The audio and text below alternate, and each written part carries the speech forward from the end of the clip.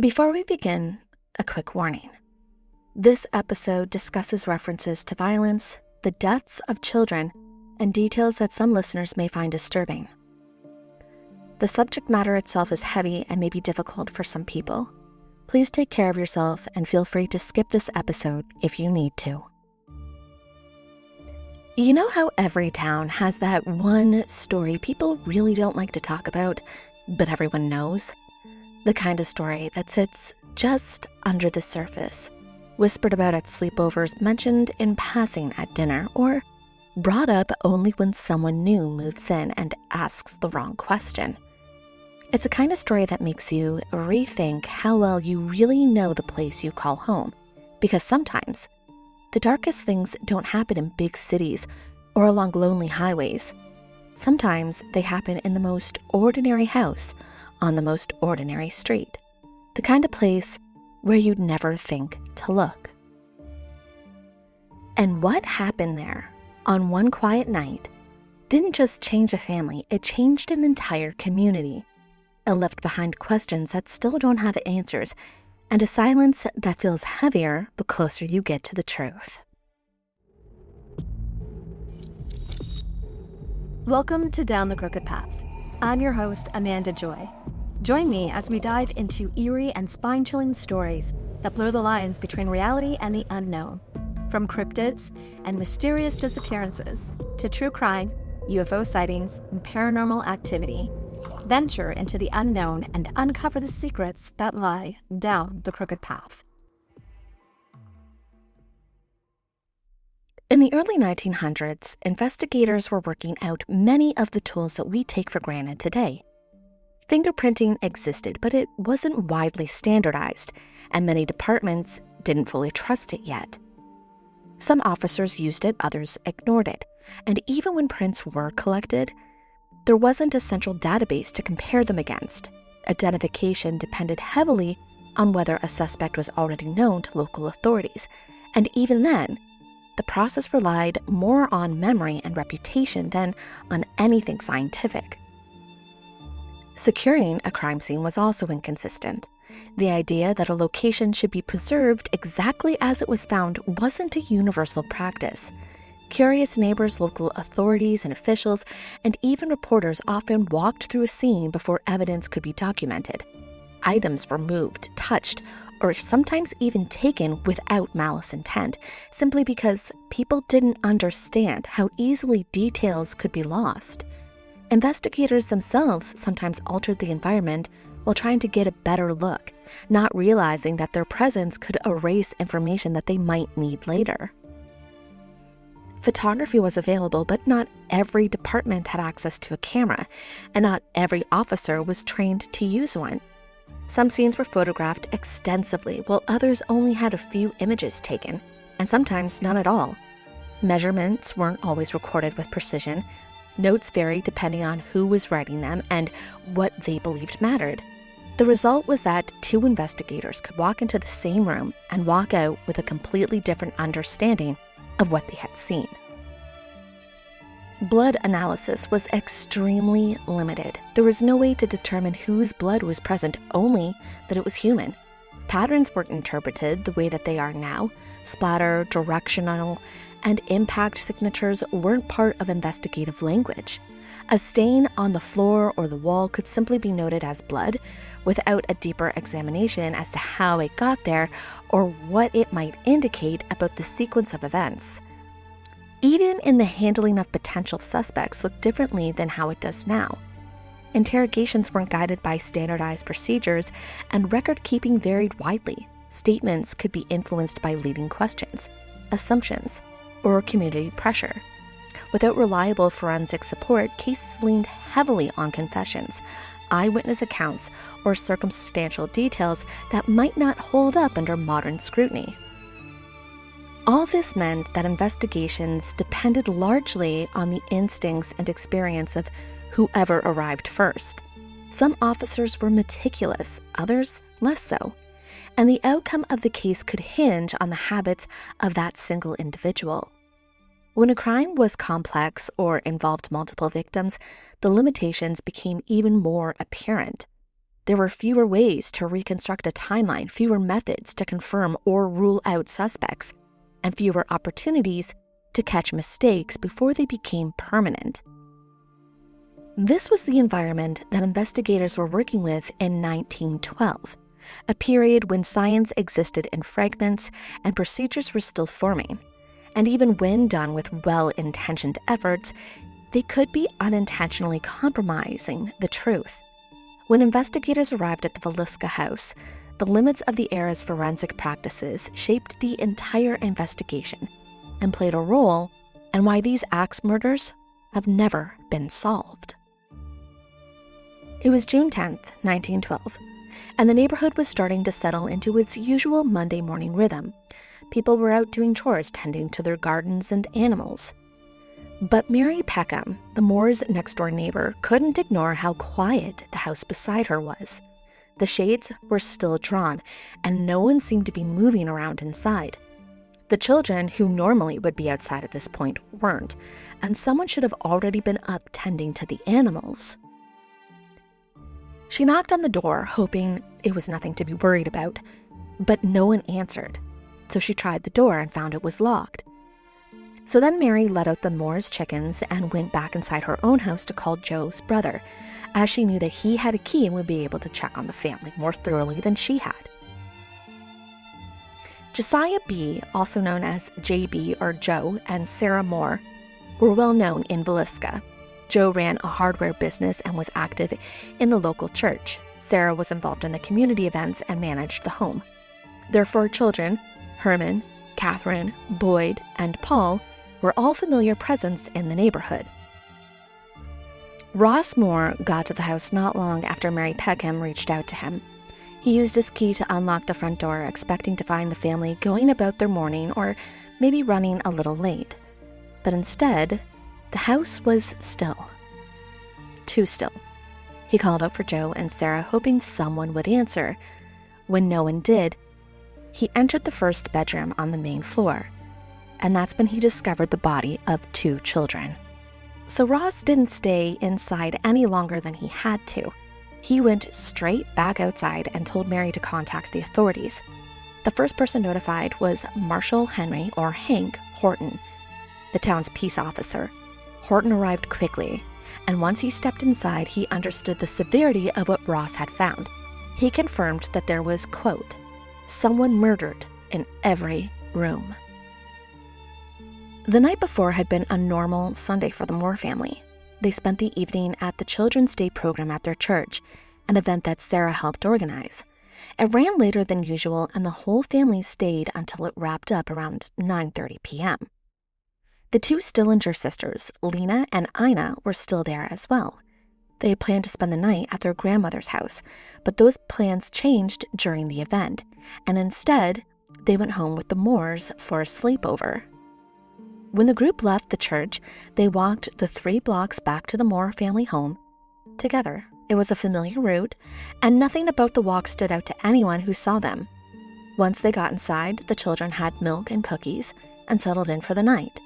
There was nothing unusual about the way the evening unfolded. No one reported strange noises or unexpected visitors at the time, and the house went quiet the way it did every night after a long day. When Marshall Horton began moving through the house, he started with the downstairs bedroom where Lena and Ina Stillinger, ages 12 and 8, had slept. Both girls were found in the bed that they had shared, bludgeoned to death by an axe. Investigators quickly noted that it appeared that Lena had woken up at some point during the night. Her position on the bed was different from her sister's, and her nightgown had been pulled up over her hips, exposing her. There were items near her bedside, including small personal belongings and parts of the bedding, that were displaced as well. Clothing had been used to cover the mirrors and the windows, and investigators also observed that fabric had been placed over the girls' faces. There were no signs of struggle anywhere else in the room. Upstairs, the Moore's family bedroom was the next space that was examined. Joe and Sarah were found in their bed. The room was dark. The mirrors had been covered, as had the windows, like the investigators had seen in the downstairs bedroom. A lamp had been left on a small surface near the bed, and the chimney of the lamp had been removed, which investigators believe had been done to dim the light and keep it from shining too brightly while the killer or killers moved through the house. Joe's injuries were noticeably more severe than Sarah's. It was as though his face was hit with the sharp end of the axe, while Sarah was struck with the blunt end.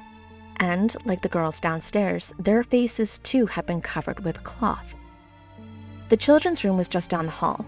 Herman, age 11, Catherine, age 10, Boyd, 7, and Paul, who was only 5 years old, were all found in their bed.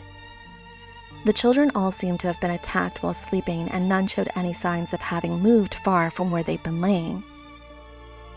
The children's shoes, clothing, and personal items were still in their usual place, which indicated to investigators that the family had gone to bed normally and hadn't been disturbed before the attacks. In the investigation of the house, they found a key piece of evidence in the attic. There were impressions in the dust that suggested that someone had been sitting or laying there, possibly waiting for the family to fall asleep. Several cigarette butts were found nearby as well. This implied that the killer or killers had entered the home before the family returned from the church program and had stayed hidden until the house was quiet.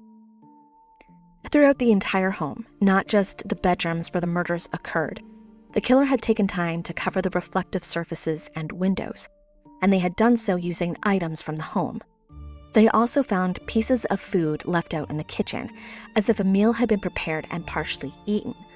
A bowl of bloody water was found in the kitchen as well, indicating that the killer had taken time in the house after the murders had occurred and washed up before leaving. The axe itself was found upstairs, propped against the wall in the room where the Stillinger sisters had been sleeping. It belonged to Joe Moore and had been wiped clean of any usable fingerprints. Perhaps one of the most puzzling items found at the scene that to this day has yet to be explained was bacon. There was a half-pound slab of bacon at the floor near the kitchen stove, and another piece wrapped in a cloth or dish towel was found in the Stillinger girls' room, placed near where the axe had been left. The investigation should have started the moment Marshall Horton stepped outside of that house. But instead, it spun out of control almost immediately. The people in Villisca had never seen anything like this, and by the time officials tried to take charge, the Moores' home had become a spectacle. Neighbors wandered in and out like they were touring a house for sale. They touched the walls, leaned over the beds, picked up objects just to look at them. Some people even brought their children inside. And every single person who crossed that threshold destroyed a little more of whatever evidence could have been found there. And in the middle of all the chaos, one man lifted the sheet covering Joe, reached down, and took a fragment of his skull. He then slipped it into his pocket and walked right out the front door. No one stopped him, no one questioned him, and the truth is, no one ever even knew it happened until later. What makes this even more frustrating is that we don't have a confirmed name for this man. Reports from the time describe him as a local who had come to see for himself. But his identity was never officially recorded. Because of that, he was never treated as a suspect. There was no interview, no follow-up, no attempt to track him down. The investigators were already overwhelmed, and by the time they realized what he'd taken, the damage was done. Even the bloody bowl of water in the kitchen, the one that the killer likely used to wash up, had been handled by curious onlookers before anyone thought to preserve it. The case was compromised before it even began, and everyone who was involved knew it. In the days after the murders, investigators were grabbing at anything that even looked like a lead. And that's how a man named C.M. Brown ended up at the center of one of the strangest moments in the entire Villisca case. Brown wasn't a detective. He wasn't even a medical examiner. He was described in newspapers as a scientist, but that term was being used pretty loosely in 1912. What he did have was an obsession with a fringe idea called optography. The belief that the last thing a person saw could be recorded on the retina like a photograph. The theory came from experiments by a German philosopher named Wilhelm Kuhn. And even though the most serious scientists had already dismissed it, it stuck around in newspapers, crime writing, and pop science conversations. Real scientists had already moved on, but small-town investigators, they were willing to give it a shot. Brown claimed that if Lena had opened her eyes during the attack, there was a chance her retinas still held some trace of what or who she saw. So Brown stepped in and said essentially, "Let me photograph Lena Stillinger's eyes. If she opened them during the attack, the killer might be there." And the wild part is, the officials let him. Brown took the photographs, and almost immediately, the newspapers started running with it. They claimed the images showed things like a shadowy outline of a man with broad shoulders standing over the bed and a dark mask-like shape. None of this was clear, none of it was verifiable, and none of it held up to even the most basic scientific scrutiny. But in a town that was terrified and desperate for answers, people wanted to believe that it meant something. Scientifically, there was nothing there. The photographs were indistinct and couldn't be used to identify anyone. No suspect was named or arrested based on Brown's work. In the end, it became one more strange detail in a case that was already full of them. But this didn't mean that investigators didn't have suspects, because the reality was, Joe Moore did have enemies. Frank Jones was one of the most established names in Villisca. He had built his business, running a hardware and farm equipment business, from the ground up. He would go on to become a state senator. Joe Moore was an employee of Jones for about 7 years, working at his hardware store. Moore was known to be a reliable worker, and the customers liked him. But Moore eventually decided that he wanted to do something bigger. He left Joe's business and opened his own store, selling the same type of equipment. It was rumored that he had stolen several of Jones's companies and even landed a John Deere contract, which was a huge source of income for the Joneses' business. This created major tension between the two men, and many people believed that Frank Jones never forgave Joe Moore for this betrayal. Then there were the rumors that Joe was having an affair with Donna Jones, who was married to Frank Jones's son, Albert. One of the things that kept it circulating came from a local telephone operator. Villisca's switchboards was the center of town's communication, and operators routinely connected calls by hand. According to accounts, this operator claimed she overheard conversations that suggested Joe and Donna were speaking more often than people presumed. Of course, there was no definitive proof, and nothing the operator described pointed to anything explicit. But this rumor did add to the growing feud between Jones and Moore. Hey, you ever get that feeling there's something in the dark watching you? If you're like me, you can't look away. That's why I want to tell you about Creepy Shit. It's the podcast that dives into the strange, the haunted, the downright unholy, true crime that never got answers, folklore that refuses to die, and stories that cling to you long after you're done listening. Every week you're invited to sit by the fire with the rest of us creepers and hear something you'll want to share in a hushed voice. So if you're ready to explore things that might go bump in the night and things that don't make a sound at all, subscribe to Creepy Shit Podcast wherever you get your podcasts. Join us. We've been waiting for you. So when the bodies of the Moores and their young guests were discovered, the town quickly pointed to Frank Jones. He was a man of many motives. Joe was a business rival who Jones had felt personally betrayed and publicly humiliated him. Sure, this would have created some bad blood between them, but was this enough to murder 8 people? Between 1914 and 1916, a detective named James Newton Wickerson of the Burns Detective Agency had begun to publicly accuse Frank Jones of murdering the 8 victims in the Villisca home. His belief was that Frank Jones, scorned and angry at Joe Moore, had arranged the murders, that Jones had enough money and political power to not only hire someone to murder the family, but also divert attention away from him. Wickerson claimed that Jones had hired a stranger passing through town and that Jones' son Albert had also been involved. Wickerson went as far as to publish many newspaper articles about his accusations. In fact, one article published in the Marshall town of Iowa was titled, "Great Crime at Villisca is Now Solved." Frank? He denied every part of the story. These claims were not just damaging to his reputation as a businessman, but he was also a state senator. He responded to these headlines by filing a slander suit against Wickerson.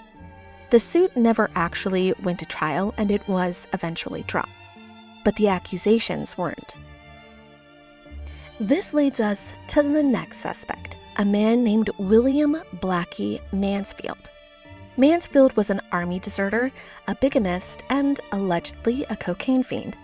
Mansfield was arrested 4 years after the Villisca murder as a suspect in multiple killings across the Midwest. There was a case in Palo, Kansas, where sometime in the night of June 5th to the early morning of June 6th, just 4 days before the Villisca murders, a man named Roland Hudson was killed with an axe in his home. His wife, Anna Hudson, had also been attacked, but she survived. Wickerson stated that Palo was close enough to Villisca that the same person could have traveled between the two towns in the number of days between the crimes. Years later, on July 5th, 1914, in Blue Island, Illinois, Mansfield's own family, Nellie, his wife, their infant child, and Nellie's parents, were all killed with an axe in their home. The scene was very violent, with the killer moving through the house as the family slept. A third and similar murder with an unspecified date took place in Aurora, Colorado. All of these bore the same similarities to the Villisca murders. The victims had all seemingly been murdered in their sleep with the blunt side of an axe, with the exception of Joe Moore. In all the homes, the victims' faces, mirrors, and windows had been covered with cloth that came from the homes, and kerosene lanterns were found with the chimneys removed, just like the ones found in Villisca. There had been several witnesses that put either William Mansfield, Frank Jones, or his son near and around the scene of the crime prior to the Villisca murders.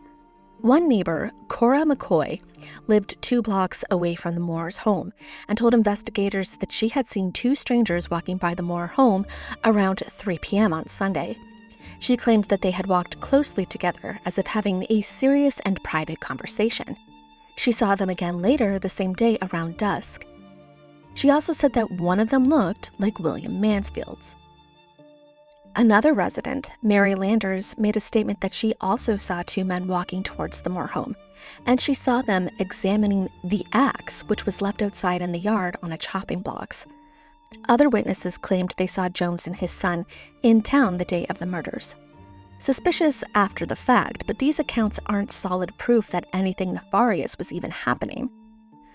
Jim Bridewell came forward to say that he saw Albert talking with pool hall owner Bert McCall, and garage owner E.M. Nelson said that he also saw McCall acting suspiciously, as in rushing around the area at about 9 p.m. the evening of the murders. These statements led Wickerson to the theory that Frank and Albert Jones, William Mansfield, and Bert McCall had all been working together in the murders of the Moore family.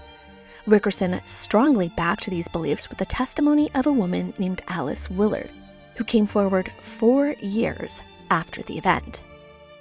She stated that on the night of the murders, she and 2 female friends were driving back from Lincoln, Nebraska when their car broke down near the Moore home. Towards the back corner lot, she saw 5 men huddled together in a hushed conversation.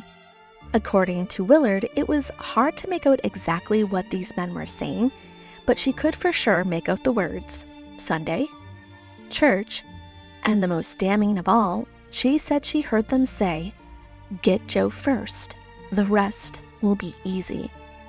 And without a doubt, Alice Willard said that one of these 5 men was Senator Frank Jones.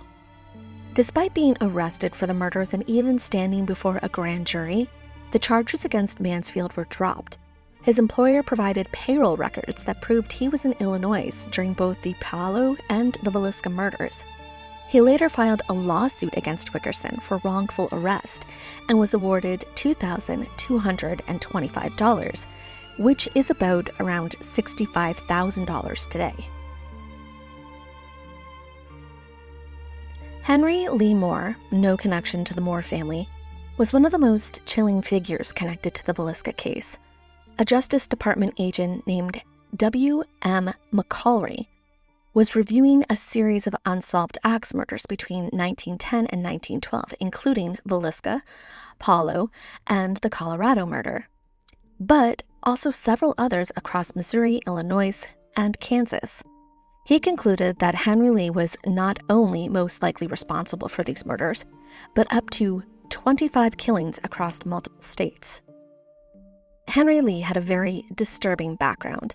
He had worked as a blacksmith helper along the Wabash Railroad and had a habit of visiting morgues just to look at bodies. He traveled often by train, making it possible to be placed at any of the axe crime scenes.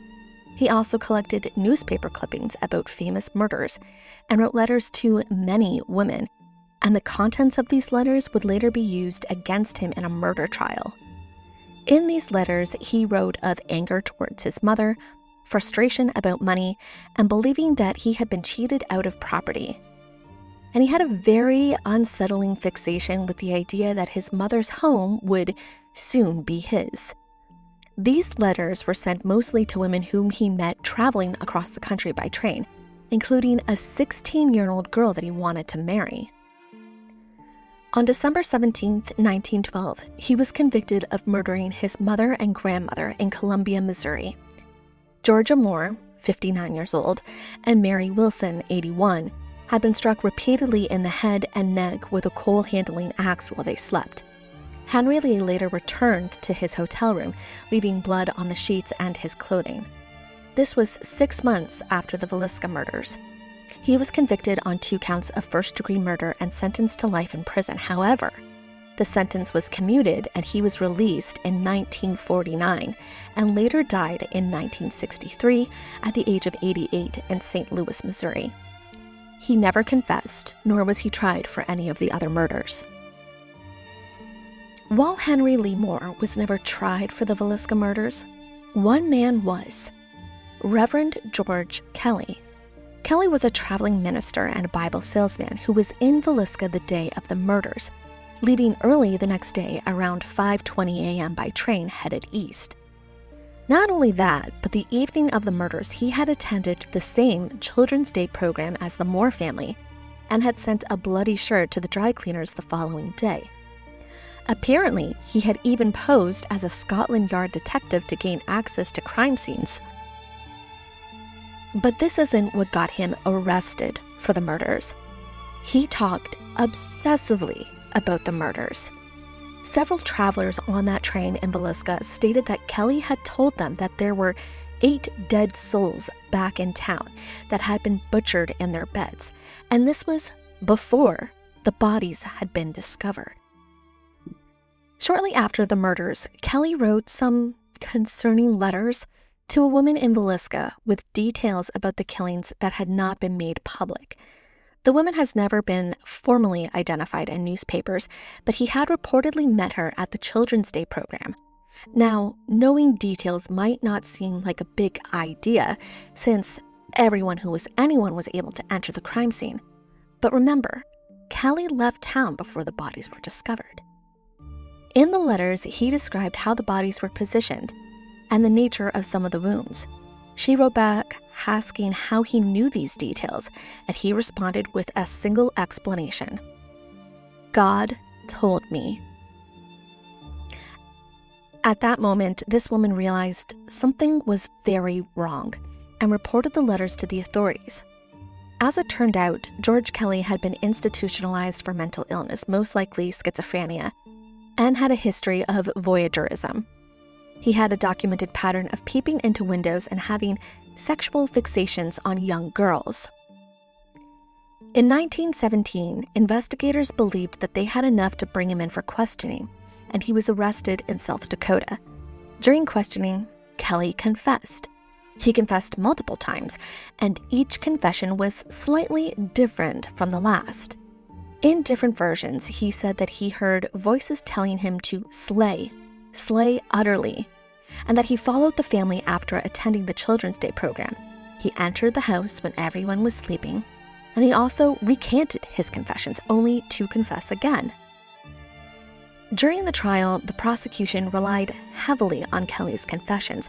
However, the defense argued that he was mentally ill and easily manipulated. It was said that the police coerced him into the confession and even fed him details about the crime. The jury could not reach a unanimous decision, deadlocked 11-1, and resulted in a hung jury. So, Kelly was tried again, and again the same arguments were made.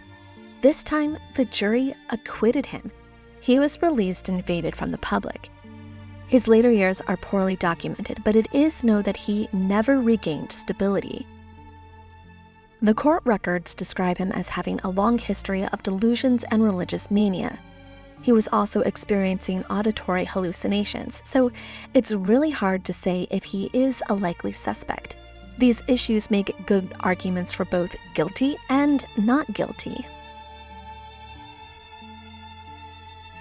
Another not-so-well-known suspect is S.A., or Andy Sawyer. Andy was a transient worker who was detained shortly after the murders due to his erratic behaviors and obsessions with the crimes. His employer would go on to say that Andy seemed unusually interested in the murders and was deeply afraid of being accused. He also reportedly slept with an axe beside him. However, his foreman, Thomas Dreyer, gave a very detailed statement that placed Andy 60 miles away from the Villisca murders at the time, working with a crew on a railroad section in Creston, Iowa. At one point early in the investigation, investigators believed that the crime was most likely committed by someone close to the family, and for an even briefer time, they suspected the possibility that the real targets might have been the Stillinger girls and not the Moore family, as they were the only victims who didn't live in the home, and the room the girls had stayed in was the most disturbing in the entire house. Lena's body was also the only one to be positioned differently, and she was the only victim who apparently seemed to have woken up. She had defensive wounds on her arms and bloodstains on her knees. Unlike the other victims, whose faces were fully covered by sheets, Lena's was only partially covered. A lamp found in the room was also directed to light the girls, not the room itself. Investigators thought that it was likely the killer may have returned to the room after the murders. And while there is no evidence to confirm that Lena had been sexually assaulted, investigators did suspect a possible sexual motive. Her body was found partially undressed to reveal her genitals. There was also some creepy theories that live among true crime narratives and tours that the raw bacon found at the scene was used as a sexual aid. In the early 1900s, it was usual for investigators to look at parents, so of course, Joe Stillinger, the girls' father, was questioned. After all, he was supposedly the last adult to see the sisters alive before they went to the Moore house. And although he did show grief and emotion when the bodies were discovered, the people of 1912 thought this was also suspicious behavior. But this theory falls short. No one knew the girls were going to be there. Lena and Ina were originally supposed to sleep over at their grandmother's house, but being friends with Catherine Moore and the Children's Day program ending late, the Moore family thought it would be safer if the girls walked back to their place and spent the night. Also, Joe Stillinger didn't harbor any ill will towards the Moore family, and he had a solid alibi and no history of violence. Over 100 years later, no new suspects have been charged, and no physical evidence has surfaced that could reopen the investigation. There's no confirmed modern DNA testing or forensic re-examination of evidence. Most physical evidence was contaminated or destroyed in 1912 due to the chaotic crime scene handling. The house itself was restored in the 1990s by historians Martha and Gavin Lynn, making it look exactly as it did in 1912. The attention to accuracy also means that the house has no running water or electricity. It is listed on the National Register of Historical Places and operates as a museum and tourist attraction, where visitors can take daytime tours and book overnight stays. In 2014, the house was acquired by DC Ghosts, a national ghost tour company. People believe the house is one of America's most haunted houses, and guests can participate in paranormal investigations. Visitors and staff report hearing unexplained sounds and objects moving at random. Some even claim to see apparitions or say that they have been physically touched by unseen persons. When you look at everything that's been said about this case, the suspects, the theories, the confessions, the dead ends, you start to understand why Villisca never really let go of it.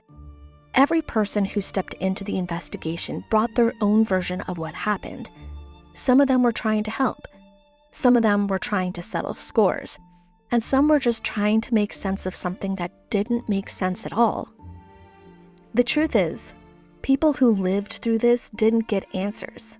They got rumors, they got accusations, they got a town split down the middle, and they got a crime scene that was handled so badly that any chance of real evidence disappeared before the investigators even knew what they were looking at. What's left now is a house that still stands, a case that still sits open, and a story that keeps people coming back because it feels like it should have an ending, because someone should have been held accountable, because a family shouldn't just vanish into history without someone saying definitively, this is who did it. But that never happened, and more than a century later, we're still talking about it. Not because we expect some last-minute breakthrough, but because the people in that house mattered, because the Stillinger girls mattered, because the town that carried this for generations mattered, and because sometimes the only thing that you can do with a story like this is tell it straight, hold space for the people who lived it, and admit that the truth didn't survive the way it should have. Thank you for joining me down this crooked path and walking through Villisca's darkest night with me. I'm your host, Amanda Joy. Keep wandering, and maybe keep a light on. Follow the path further.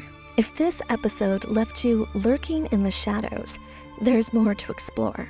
Follow at Down the Crooked Path on TikTok and Instagram for haunting visuals, behind-the-scenes lore, and updates for upcoming episodes. Every post is another breadcrumb deeper into the strange, the forgotten, and the beautifully unsettling. Stay curious and keep walking.